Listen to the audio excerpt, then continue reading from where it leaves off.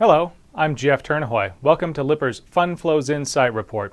For the week ended February 11th, 2015, both mutual fund investors and ETF investors alike put a lot more money to work this week than they had recently. Let's take a look at our macro groups and see how mutual fund investors allocated their monies. At the top of the chart, we see that equity mutual funds had slight outflows this week, about $200 million. That was more than made up for, though, by strong inflows into taxable bond funds, pretty good inflows to municipal debt funds, and suddenly new inflows to money market funds.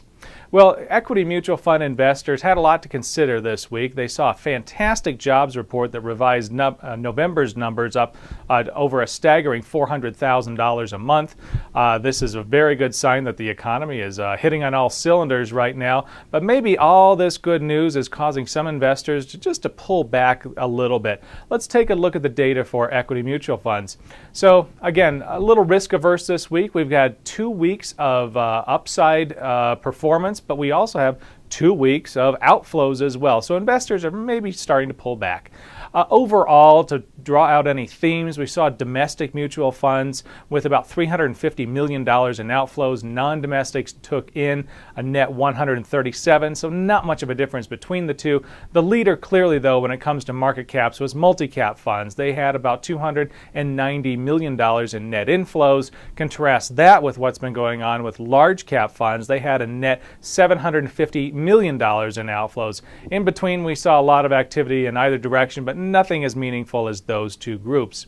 Now, the next set of investors to take a look at is equity ETF investors. Here again, they put money to work, about $4.5 billion this week, so quite a bit different view of equity markets than mutual fund investors.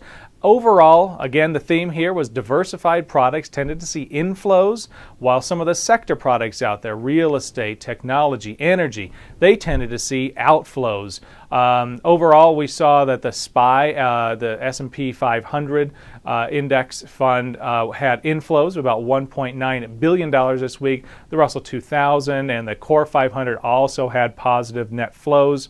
At the other end of the chart, of course, iShares Real Estate, the IYR ETF, it had net outflows this week of about $730 million, and clearly the worst out there.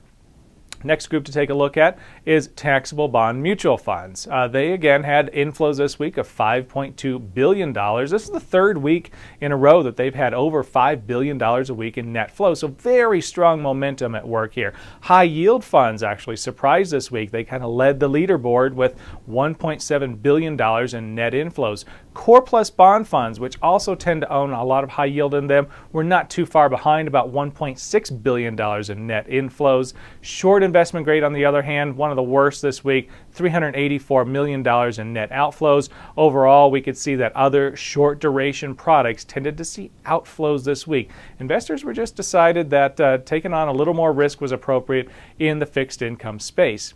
Well, let's look at how fixed income ETF investors behaved. They also had inflows this week. $384 million in net inflows was pretty good for them. Here again, high yield was also tops. HYG led with $924 million in net inflows. J&K not far behind with inflows of $274. Again, at the bottom, we see that very safe investments, treasuries and so forth, tended to see outflows. Treasuries, especially the long duration treasuries, got crushed this week. We're looking at the 20-year treasury losing about 3.5 percentage points this week. So a tough story for treasury products this week. Let's take a look at municipal debt funds. Again, a decent week, $350 million in inflows. Look at the performance over here towards the right side. I think they lost several basis points this week.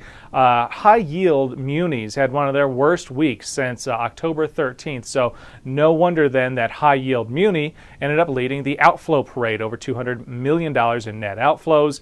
There were few outflows elsewhere. So investors are still looking closely at municipal debt funds. They just got a little scared of the high yield muni space this week, which again, very different view than what the corporate high yield markets did. The last group to take a look at is money market funds. $2.8 billion in net inflows this week was, as Tom likes to say, a tale of two cities at work here. We saw retail investors yank about $2 billion from their cash allocations, while institutional investors added a net 4.8. Why they did this, I'm not sure that I know, but we do see that this is the first week of inflows this year for money market funds, so maybe institutions are wanting to keep a little more powder dry. Well, that'll do it for this week. Please join us here next week where we'll dissect flows into mutual funds and ETFs here on lipperusfundflows.com or check us out on the web on our YouTube channel. Thanks for watching.